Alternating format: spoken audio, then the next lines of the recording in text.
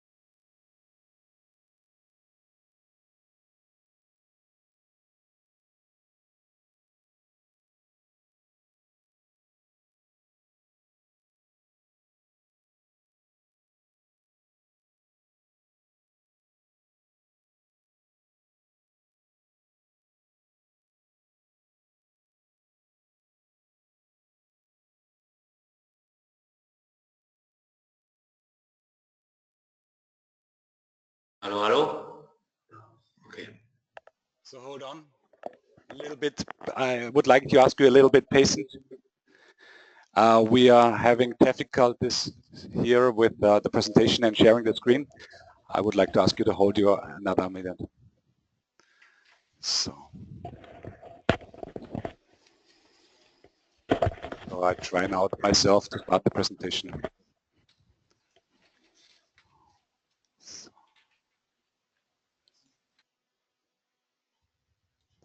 Let's see.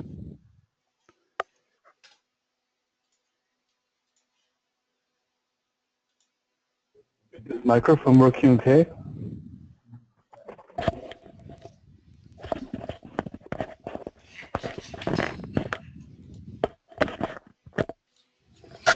That looks better. Perfect. I think we can skip already the first screen because we had already the introduction. Yeah, Pimcore 5. Probably most of you know it already. Pimcore 5. What is Pimcore 5? Pimcore 5 is actually on a new basement. We have chosen Symfony as our new full stack framework below Pimcore 5. And so Pimcore 5 is the Symfony framework plus the e-commerce framework and minus the Zen framework. So we have changed the Zen framework to Symfony, and we have additionally integrated the e-commerce framework into the core of Pimcore. Yeah, that's almost it. We haven't added additional features as of now, and it's also not the plan to add many features to Pimcore 5. Of course, there will be smaller ones or even some bigger ones, but we have really focused now on changing the framework below Pimcore and integrating the e-commerce framework, and then beginning with 5.1, for example, or with all the following versions, we will start adding new features again. Okay, so why we decided to use Symfony instead of Design Framework in version 3. One of the most important points was that the Symfony framework is state-of-the-art and it has long-term support, and additionally it provides this so-called backward compatibility promise that every new minor version of Symfony will be compatible with the prior version. So currently we are using version 3.2 and the next version will be 3.3, so we can assume that Pimcore will work with this as well. In addition to that, they are also providing a long-term roadmap, so we can plan our development much better than we used to have had it with design framework. So we can plan in advance when we migrate to a newer version of Symfony. For example, there is already a lot of buzz around Symfony 4.0, and we can calculate with that with this in the background and do our project management. So this works, or was one of the most important points why we decided for Symfony. Yeah, you probably know it. There is a very active development and they are also very good in communication. So new features are announced very early. You can follow the development, and so this makes it also easy for us to integrate new features as soon as they are available to us. They have a quite huge community, I would say the biggest community in the PHP ecosystem, and of course we can also then benefit from third-party tools, from so-called bundles, which can be integrated directly into Pimcore without any modifications, and you can just work with them just like you used to work with Pimcore extensions. Then another benefit is the entire configuration system and the dependency injection and service container architecture of Symfony. So with Pimcore 5 you will be much more flexible than you were with Pimcore 4. So it's easier to integrate with the system, it's easier to override certain functionalities, decorate them, things like that. So you're probably familiar with the concept of dependency injection, so you will definitely benefit from it.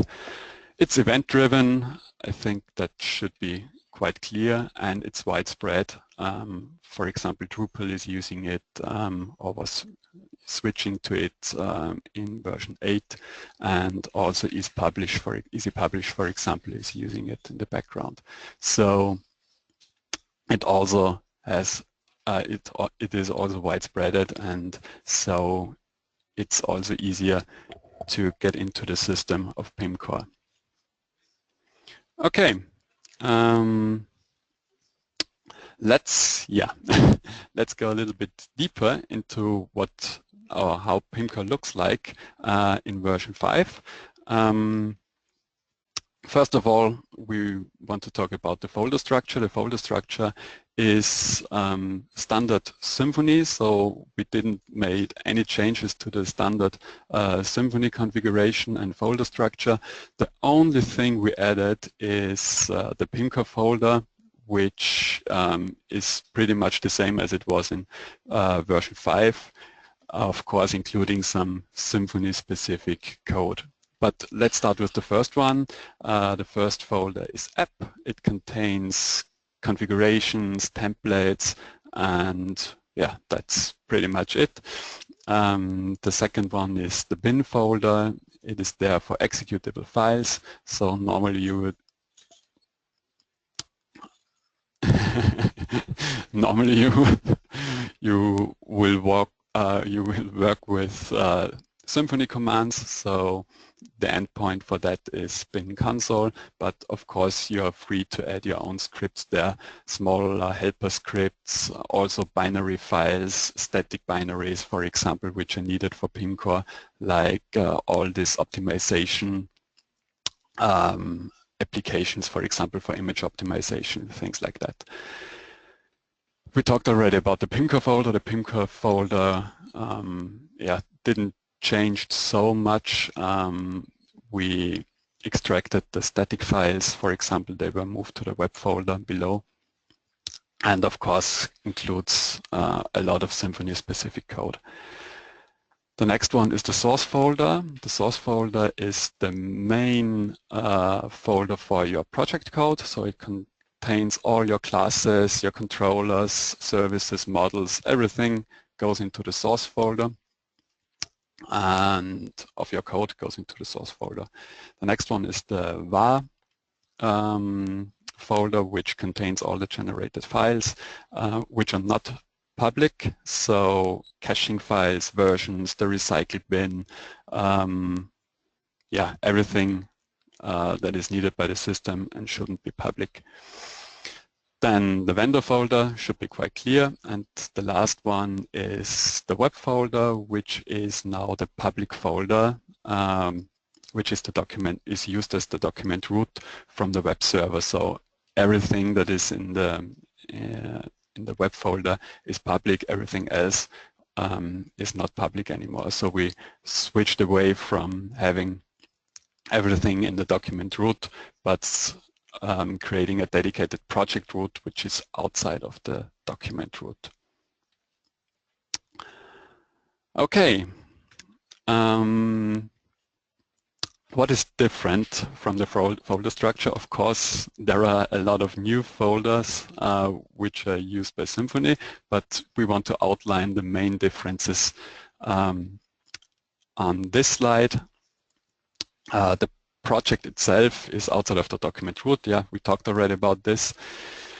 And this also means that all your static files have to go to the web folder. So when you were using a static folder, for example, in the document root, you have to move it now to web static. And oh, there are a few German words in it, and we are separating between private var, the private var folder, and a public var folder. So if you're generating some temporary files or files which shouldn't be accessible publicly, you should put them into the private var. There is also a constant for that, which can be used by you. And if a file should be public available, you can put it into the public var. The website folder isn't in use anymore. There is no website folder anymore. We split it up into app and source. So all your classes, all your codes goes into the source folder, and your templates and your configuration goes into the app folder. So this is quite Symfony standard. There isn't anything we changed there.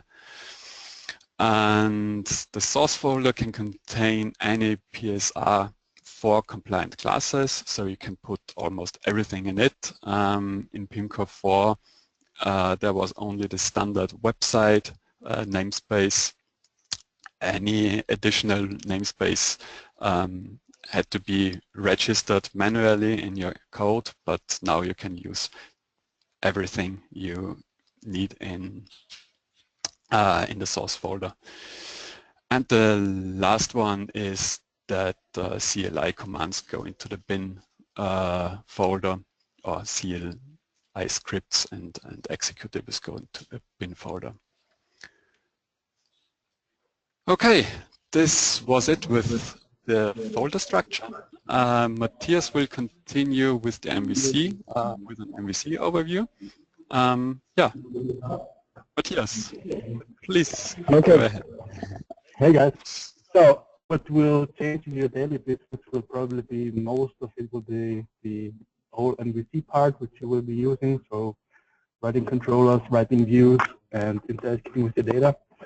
And to break it down, Symfony uses a certain central request object which travels through the whole framework when you handle a request. So as you see on the right, this is the entry point which is called when a request is done. So there's a request object. Can you hear me, or is the quality bad? So let's change my microphone for a second.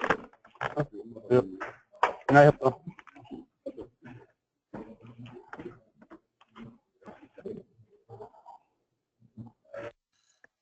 Is it better now?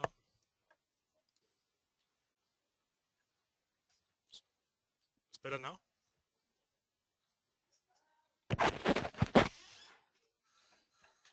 So if I try it like this, can you hear me now? Screen. Okay, so should we change just the screen?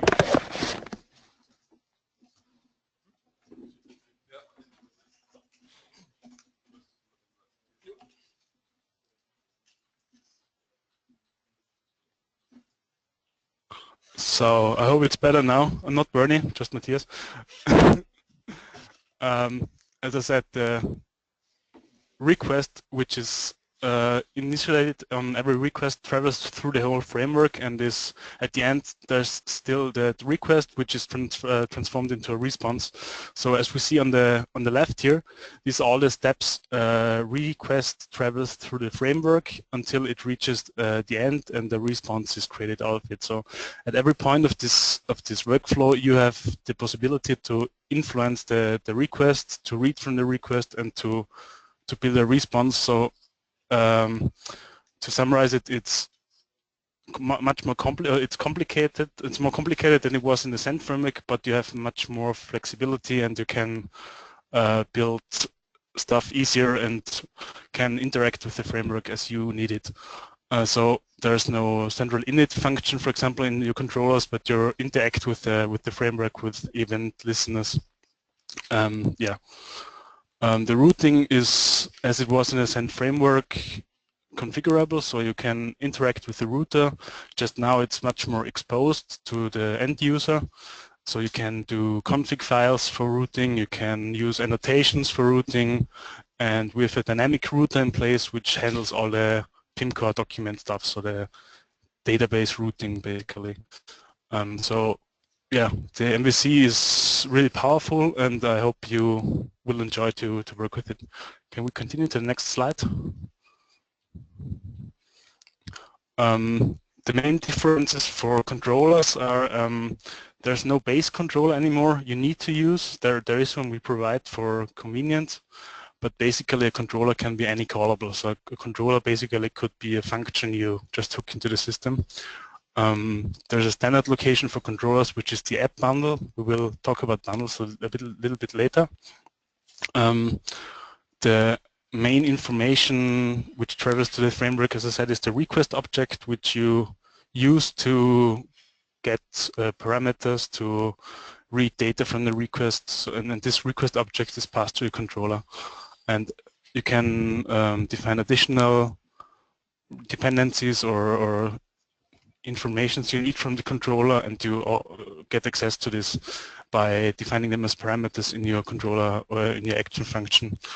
A big difference to the Send view rendering is that the view isn't a central view instance anymore, which is used globally, but every view has a dedicated instance. So that eliminates some timing problems, and that there were often problems with a view which is initialized in sub actions and contained inconsistent data.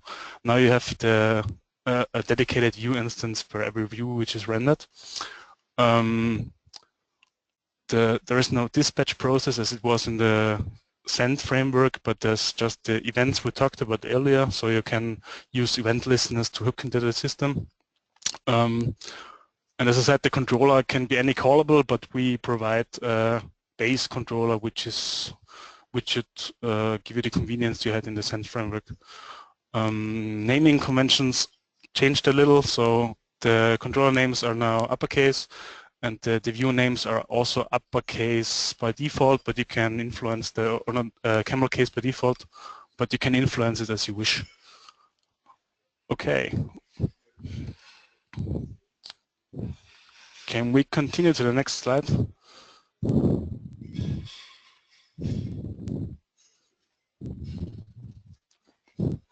Dietmar?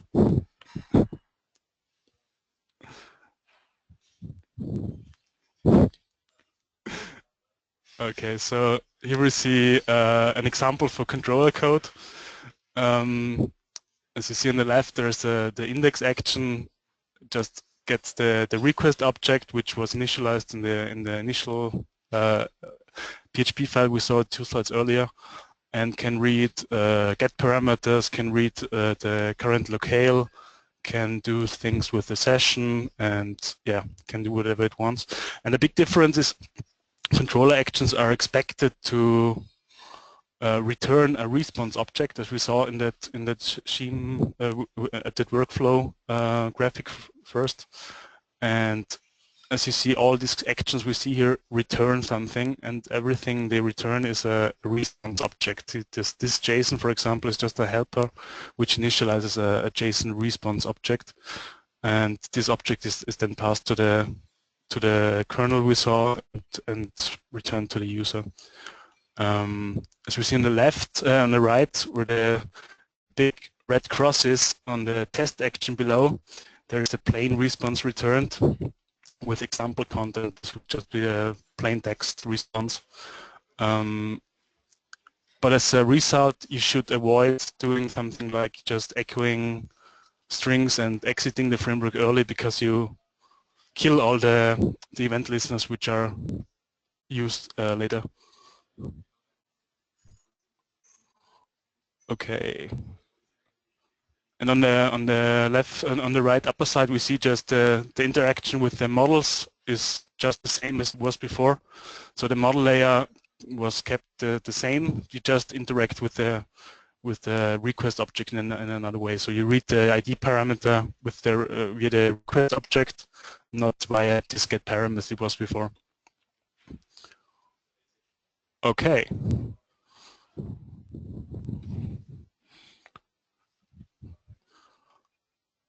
To summarize the template differences quickly, templates are not in website now, but in app resources views, which is a standard location for views for your application. The templating is divided into several two templating engines at the moment. So we support PHP and the Twig engine, which is provided by Symfony. The PHP engine is the Symfony PHP engine with adaptations for compatibility or similar style as it was in the send view. So it makes migration from Pimcore 4 views easier than just transforming it to a completely new engine. The file structure regarding template names changed by default, so you use the uppercase controller name and the action name as camel case, because it's a convention by the framework, but you don't need to do it. So this is just what we recommend. And the template file extension changed to HTML PHP, which is also a standard convention in Symfony. You have more possibilities regarding layouts and how layouts are passed to children, and how blocks are rendered together. So you can define a base layout and override parts of that in child templates. So you should be more flexible regarding templating. A big change was the area brick system, which is now not an XML file anymore, but the PHP class, which makes you more flexible and makes the whole area brick a little bit more concise, as you can query the area brick implementation class and do things there also conditionally. The templating was the PHP templating engine. We added several helpers which give you the same functionality as it was in the Send framework, so you should get started quickly as you know it. And we added a standard set of PHP doc annotations to our demo templates, so you can get the full IDE auto-completion, and should you should get more help by your IDE. Okay. So here we just see an example of the template. At the top, you see the 3 annotations we added to every template. This is just that for example, it is PHP, so knows what to autocomplete. A big difference is the extend tag, which replaces the layout thing. So you say just my view extends a certain layout, and the layout defines where this view will be rendered in. And most of the other things stay the same. It's just some view helpers have another name. For example, the partial helper is now render, and the template file names are different, as we said, with the extension. But overall, the syntax didn't change much, so you should get started quickly.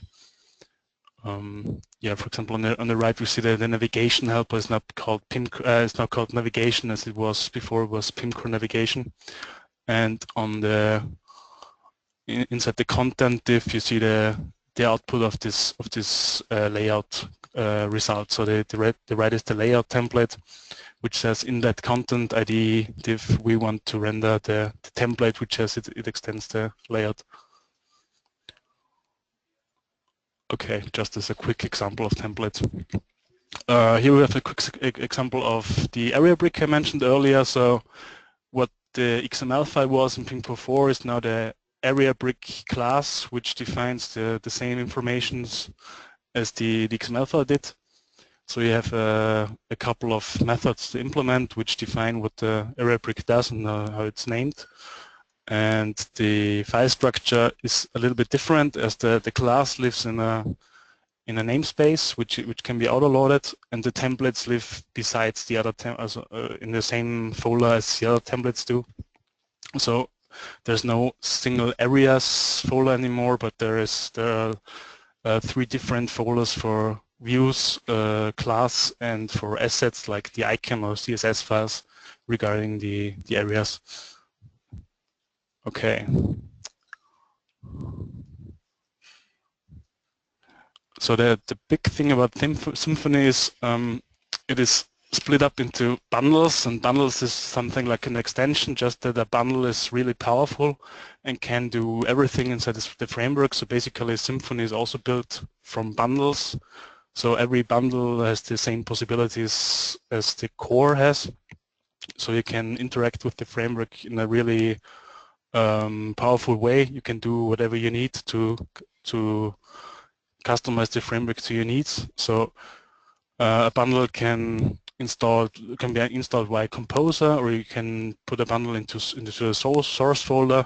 The only thing which is important is that a bundle can be auto-loaded by the autoloader. A bundle can define configuration, can define routing, can define controllers, templates, can define console commands, area bricks, everything else. Can define event listeners, and can extend the framework as it needs to. So you can really hook into the system as you want it. And we built on top of this, so all these features were not specific to Pimcore, but are core Symfony bundles. And we extended the bundle system with the Pimcore bundle, which is an extension to a standard Symfony bundle, and hooks into the extension manager you already know. So you can make use of installers and enable or disable bundles on through the Pimcore admin interface. As bundles now don't live in the document root anymore, you need a methodology to get public assets like CSS files or JavaScripts into the document root so the web server can handle it. And there's a standard system by Symfony which defines a folder inside a bundle which is automatically linked to the web root. So if you put something into resources public inside that bundle folder, it will automatically be symlinked to the web root into a known path, which is bundles, and then a lowercase identifier. Yeah, so you can really provide your assets with your bundle, which can be a Composer package, and distribute it to all your projects, which is really flexible and makes splitting up of code easier and providing standard packages, for example.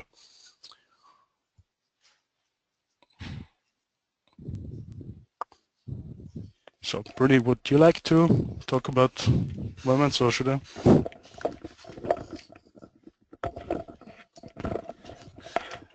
Okay, nearly done. I just want to talk about some smaller things, good to know. We have it on our slide. We have introduced environments. We had this already before, but now we fully support the Symfony environments. That means that you can have environment-specific configurations, environment-specific services, things like that. So everything can be environment-specific, independent from your debug settings and things like that. As the database layer, we're using Doctrine, the Doctrine database abstraction layer, so not the ORM, but the normal abstraction layer. We added there some convenience functionalities like fetch one, fetch all, no, fetch all is there, fetch call, things like that, which we used to have in Sand as well. So we are almost backward compatible and we also added compatible Sand compatible query builder, which can be used as well. The next thing is a Swift mailer, which we use instead of send mail, because Symfony doesn't come with a mail solution. And Pimcore 5 will be PHP 7 plus only, so no support for PHP 5 anymore. I think that's also quite interesting. Then our last point for today is the migration.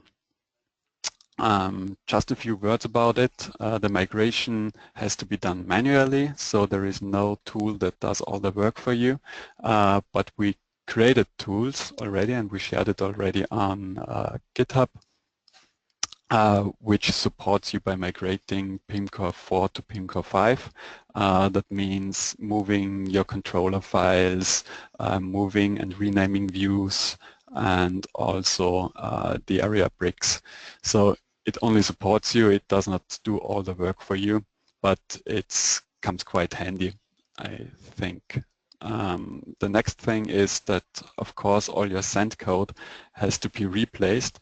Of course, it's not a requirement. You can, of course, always add your Sand1 dependency via Composer and still use it, but of course it's not recommended since Sand is end of life. So we really recommend to get rid of all your Sand code and replace it by either compatible replacements or by Symfony components or whatever is still supported.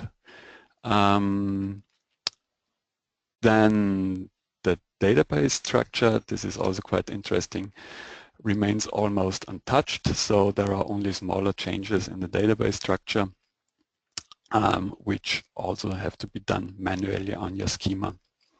The last thing is our legacy bundle, or so-called compatible layer, which enables you to run Pimcore 4 in an Pimcore 5 environment. But this is really just helping you for migrating and supporting you during the migration. So this shouldn't be used extensively because we will remove the support in the next major version, of course. So this is really just a small helper and a quick win to migrate to Pimcore 5 with your Pimcore 4 migration. Okay, that's it for now. So if you have any questions for us, just unmute your microphone and ask, or put it into the chat or whatever.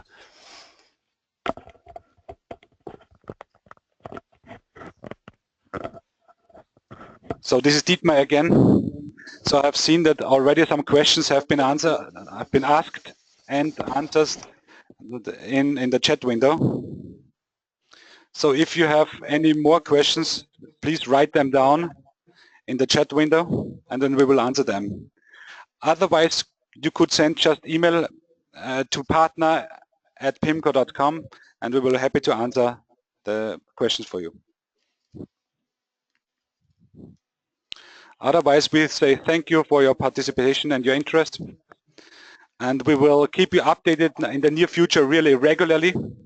So we will have, or we plan to have a webinar within the next, I would say 2 months again, where we keep you updated about the current state of Pimcore 5. So that you have really a good transition phase moving from Pimcore 4 to Pimcore 5. This webinar has been recorded, so we will provide a link to it on our GitHub partner site, so they can rewatch it.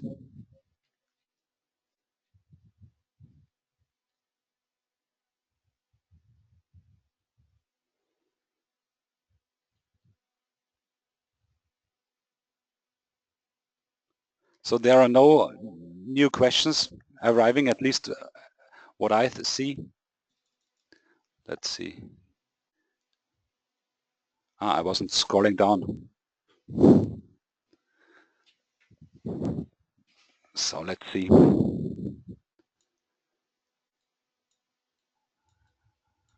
So thanks for your guys, for your interest. So Andy Moser asked, will there be changes in the XJS interface, or can we continue to use the GS sources for our Pimcore 4 backend plugins? Bernhard, what do you think about that one?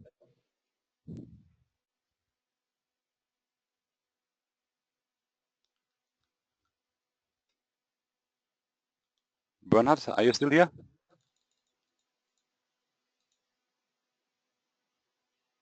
Or Christian?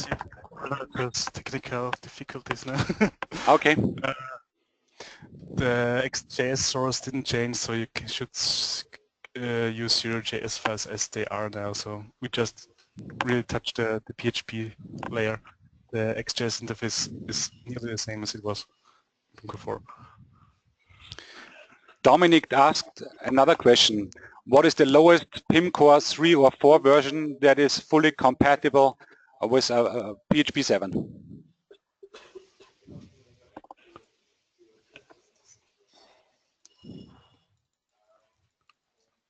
That's something I can't tell from memory right now, but we will try to answer it.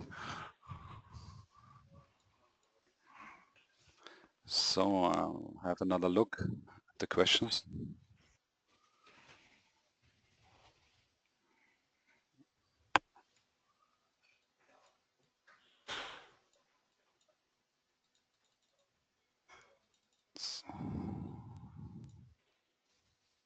Are you guys already using the Pimcore 5 version in production? So Dominic is asking. We have a couple of development projects which are ongoing, but nothing in production. No, but it's also not recommended to use it in production right now.